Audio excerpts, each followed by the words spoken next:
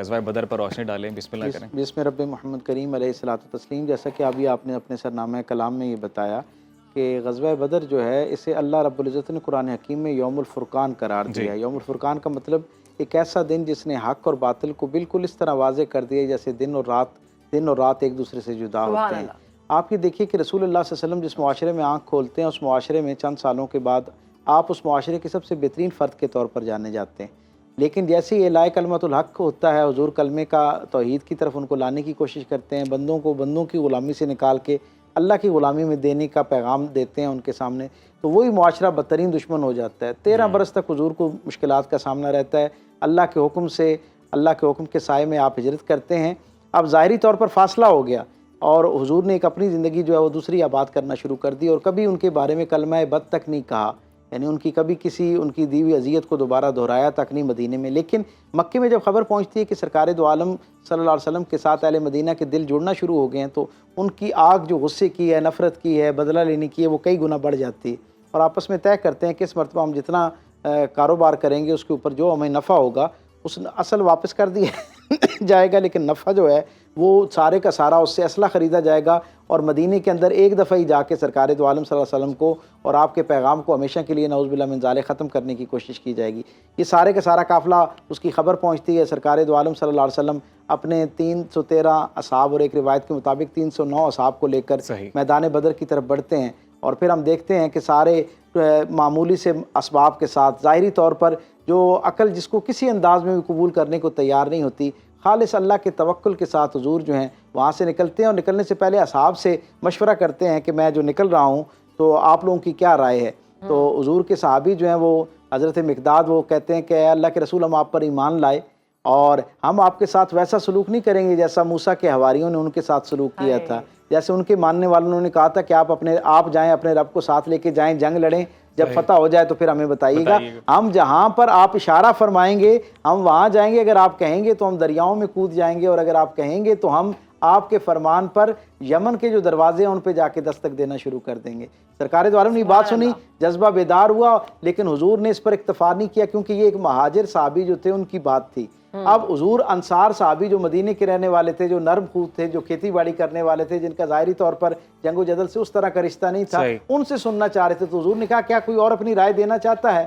تو پھر اوس قبیلے کے جو سربراہ تھے وہ کھڑے ہوئے اور انہوں نے کہا کہ یا رسول اللہ، شاید آپ کا روح سخن ہماری طرف ہے، ہم آپ پر ایمان لائے، آپ کی کہی ہوئی بات پر تصدیق کرتے ہیں، آپ جہاں کہیں گے وہاں پر ہم آپ کی بات کی تائید اور اس کے لیے اس کی اتباع میں آپ کے تصور سے پہلے وہاں پر اپنے آپ کو پیش کرتے ہوئے نظر آئیں گے، اور ہم آپ کے کہنے پر کبھی پشت نہیں دکھائیں گے۔ سرکار دو عالم نے ان کے لیے خیر کی دعا فرمائی، اور وہاں سے قافلے بے شک اور وہاں سے قافلے کو لے کر جب آپ بدر کے مقام پر پہنچتے ہیں اور اللہ کی بارگاہ میں ایک عظیم الشان اپنا گریہ، اپنی آرزو، اپنی التجا پیش کرتے ہیں، ظاہری اسباب جو میسر ہیں ان کے ساتھ میدان میں اتر جاتے ہیں، اصحاب میں سے 2 گروہ بنا دیتے ہیں، کچھ کو آرام کا مشورہ دیتے ہیں، کچھ کو حفاظت پر معمور کرتے ہیں، اور خود اپنے خیمے میں جا کے پروردگار کی بارگاہ میں عرض کرتے ہیں مالک میرا جتنا کچھ سرمایہ تھا، جو میری محنت تھی، وہ ساری کی ساری آج بدر میں تیرے رسول لے کر آ گیا ہے، آج اگر تو نے ان کی نصرت نہ کی تو پھر کیا ہوگا، پھر پوری دنیا میں رہتی دنیا تک کوئی تیرا نام لیوا اس طرح نہیں ہوگا جو تیرے نام کے لینے کا حق ادا کر سکے۔ تاریخ بتاتی ہے کہ اس سے پہلے انبیاء و مرسلین کی نصرت کے لیے فرشتوں کے آنے کی خبر تو لوگوں نے سنی تھی، لیکن کسی نبی کی معیت کے لیے، ان کی نصرت اور مدد کے لیے عملی طور پر فرشتوں نے انسانی شکل میں باقاعدہ جنگ میں شرکت نہیں کی تھی۔ یہ پہلا معرکہ تھا انسانی تاریخ کے اندر کہ جب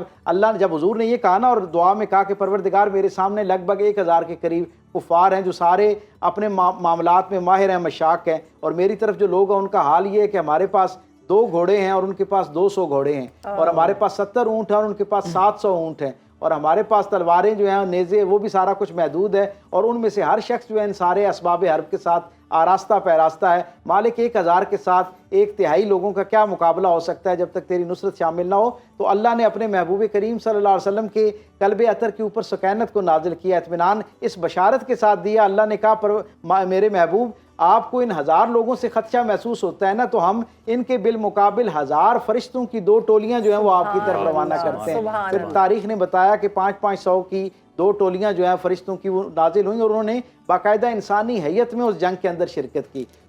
سرکار دو عالم صلی اللہ علیہ وسلم جنگ ہوتی ہے اور پھر فتح ہو جاتی ہے، اس میں جو کچھ مارکے ہیں وہ ہم سب نے پڑھ رکھے ہیں۔ میں اس منظر نامے میں آپ کے سامعین و ناظرین کو شریک کرنا چاہوں گا۔ جب جنگ مکمل ہو جاتی ہے، 14 مسلمان جو ہیں الحمدللہ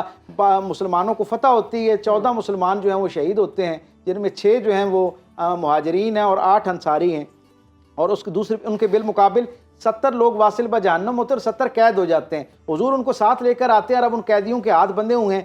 مدینہ کی سرحد پر جب پہنچتے ہیں نا، تو اللہ کے رسول اپنے صحابہ کو کہتے ہیں سواریوں سے نیچے اتر آؤ۔ حضور خود بھی نیچے اتر آتے ہیں اور کہتے ہیں بے شک یہ ہمارے دشمن ہیں، لیکن یہ ان میں سے یہ بہت سارے لوگ اپنے اپنے قبائل کے سربراہ ہیں، سردار ہیں، اور ان کی رشتہ داریاں مدینے کے اندر ہیں۔ جب یہ اس حالت میں جائیں گے تو ہمیشہ کے لیے ان کے رشتہ داروں کے دل سے ان کا اکرام، ان کی تعظیم ختم ہو جائے گی۔ اللہ اکبر۔ میرے کریم آقا صلی اللہ علیہ وسلم نے فرمایا کہ ایسا معاملہ ہے کہ اب یہ جس وقت تک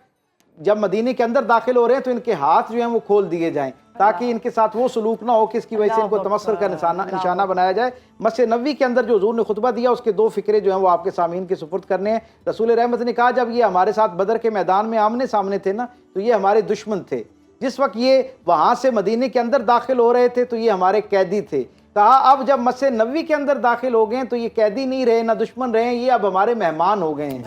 سو ان کے ساتھ ویسا سلوک کرنا ہے جیسے مہمانوں کے ساتھ سلوک کرنا ہے۔ اور تاریخ پھر بتاتی ہے کہ حضور نے ان کے فدیے کے لیے پوچھا کہ ان کے ساتھ کیا معاملہ کیا جائے۔ حضرت عمر جیسی ہستی نے کہا کہ جی ان سے کیونکہ یہ حملہ آور ہے اس لیے ان کی جان لے لی جائے۔ حضرت ابوبکر صدیق نے کہا فدیہ لینا چاہیے۔ رسول اللہ صلی اللہ علیہ وسلم نے فدیے کے لیے کہا تو ایک بڑی تعداد ایسی نکلا جن کے پاس فدیہ نہیں تھا، تو رسول اللہ صلی اللہ علیہ وسلم نے فرمایا کہ اگر ان میں سے کوئی ہمارے بچوں کو پڑھا دے،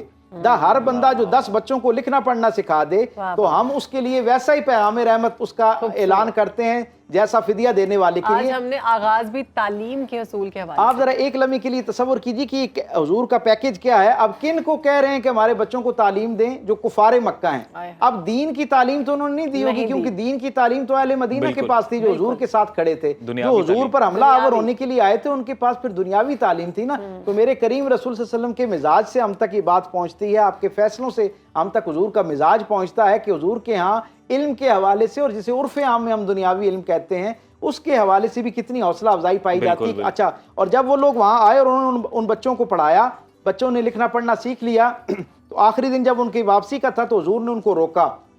اور انہوں نے کہا کہ کیا ہی اچھا ہو تم نے ہمارے اہل مدینہ پر احسان کیا ہے، تو آج میری ضیافت قبول کرو، یعنی آج میں تمہاری مہمان نوازی کرنا چاہتا ہوں۔ جب وہ جانے لگے نا، تو میرے کریم آقا صلی اللہ علیہ وسلم نے جن بچوں نے پڑھا تھا نا، ان کے والدین کو بلا کے کہا کہ یہ بے شک ہمارے دشمن تھے، ہم پر حملہ آور تھے، ہمارے قیدی ہو گئے، پھر ہمارے مہمان ہو گئے، تمہارے بچوں کو پڑھا رکھا ہے انہوں نے، اس لیے یہ تمہارے محسن ہیں، اور ان کے ساتھ حسن سلوک ایسے انداز میں کرنا ہے کہ جب مدینے کی سرحد تک ان کو چھوڑ کے آنا ہے، اور نہ صرف چھوڑ کے آنا ہے بلکہ ان کو مدینے کے جو بہترین تحائف ہیں ان کے ساتھ واپس بھیجنا ہے۔ تاریخ بتاتی ہے 39 لوگ تھے جن کو پڑھنے لکھنے کے عوض جو ہے جن کی جان بخشی ہوئی۔ 39 میں سے 21 لوگ مکہ نہیں پہنچے، آدھے راستے سے واپس پلٹ آئے، اور انہوں نے کہا کہ وہ رسول جس کی تعلیمات اور مزاج میں اس درجے کی رحمت موجود ہو، ایسا حسن سلوک اور خیر کا معاملہ موجود ہو، اس کے ہاتھ پر کلمہ پڑھنا ہی جو ہے وہ اصل حکمت اور دانائی